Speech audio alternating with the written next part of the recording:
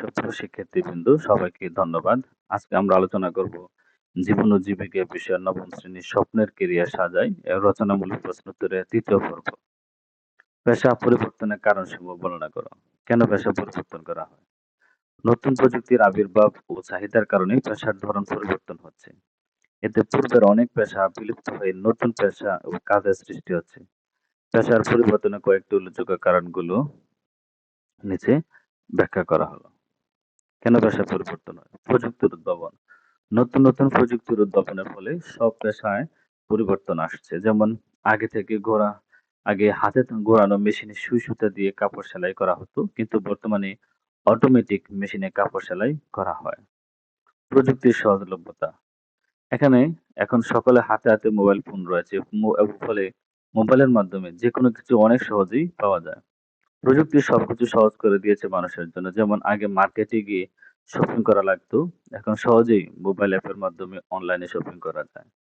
এতে অনেকেই অনলাইন ব্যবসার মাধ্যমে জীবিকা নির্বাহ করছে। চাহিদার পরিবর্তন। সময়ের সাথে চাহিদার পরিবর্তন হচ্ছে। যেমন আগে গরুর গাড়ি বা হেঁটে মানুষ যাতায়াত করত, কিন্তু এখন অটোরিকশা, ভ্যান বা সিএনজি প্রভৃতির কারণে গরুর গাড়ি ব্যবহার নেই। ফলে গাড়োয়ান পেশা বিলুপ্ত হয়ে অটো ড্রাইভারের নতুন পেশার সৃষ্টি হয়েছে। বিশেষ কোনো দুর্যোগ বা পরিস্থিতিতে নতুন পেশা পরিবর্তন। দুর্যোগ বা পরিস্থিতির পরিবর্তনের সাথে খাপ খাওয়ানোর জন্য পেশার পরিবর্তন আসছে। যেমন করোনা মহামারীর কারণে অনেকে ঘরে বসেই অনলাইনের মাধ্যমে জীবিকা নির্বাহ করছে। প্রশ্ন নম্বর 14, মানসিক চাপ কি? মানসিক চাপের কারণ।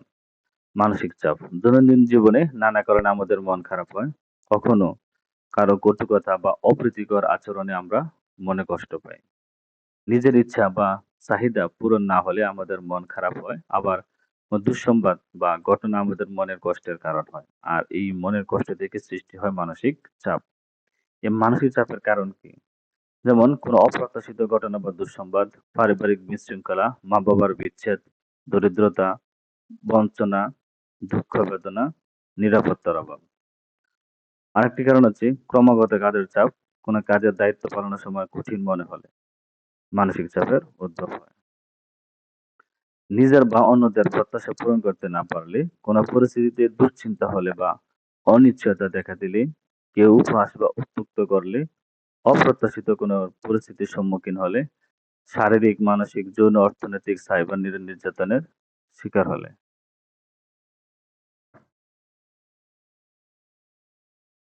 মানসিক চাপের নেতিবাচক প্রভাব।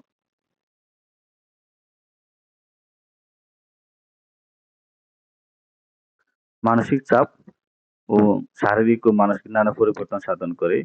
অতিরিক্ত চাপের কারণে উদ্বেগ, অনিদ্রা, হজমের সমস্যা, হতাশা ইত্যাদি সমস্যা দেখা দিতে পারে। মানসিক চাপের নেতিবাচক প্রভাবগুলো হলো, ভালো থাকার জন্য শারীরিক, মানসিক যত্ন ও পরিচর্যার প্রতি মনোযোগ কমে যায়।